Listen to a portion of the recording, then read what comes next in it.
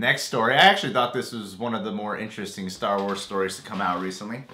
Rian Johnson, the director of Star Wars number whatever, asked J.J. Abrams to change the ending to The Force Awakens.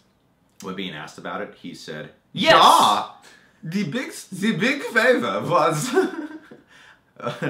I asked if R2 could come with Rey, and if BB-8 could stay behind with the Resistance. Originally, it was BB-8 who went with Rey, which makes sense for the story in a way. He doesn't realize he was rhyming. He said, can you do me this solid and switch the droids? And J.J. Abrams originally was furious and said, no, I have so many more plans with BB-8 and Rey. Even though I know I'm not directing the next one, I find it very vital that BB-8 stays there. It's important to the continuity of the story. It's the canon. We can't change it. So they snorted cocaine, played rock, paper, scissors 150 times. Until one of them lost. Until one of them lost? This is like a stalemate every time. Just standing on a rock in the middle of the sea. Paper, gotcha! I found this article interesting because, I don't know, I think that is an interesting choice because now it makes me curious, like, well, what the hell does Rian Johnson exactly have in store with? Because I know R2 Why does he need to borrow R2-D2? Well, BB-8 is Poe's droid. Yeah. And he doesn't spend a lot of time with Poe in Force Awakens. Poe doesn't spend a lot of time in The Force Awakens. So, no, he doesn't. So I thought, like, that makes sense. That would be cool to see. Because, you know, that their relationship in the beginning of Force Awakens, he loves that droid.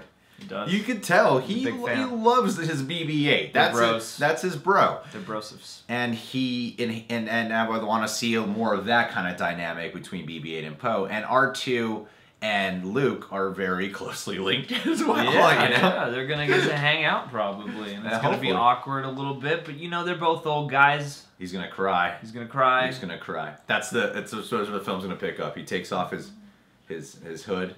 He looks at R2 and then sheds a tear. No, mine would be he takes off his hood, and Rey's like, holy shit, and he starts to walk towards her, and then he walks right past her to say what's up to R2-D2. He's like, he doesn't care about Rey. He's just a dude like, oh, what's up, buddy?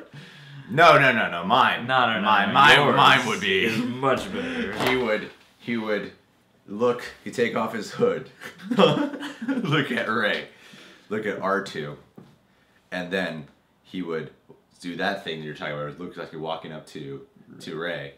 And then he picks up R2 and starts running away. And then she's like, where are you going? And he force grabs his lightsaber. And she starts running after him. And then he force pushes her, knocks her into a rock, kills her.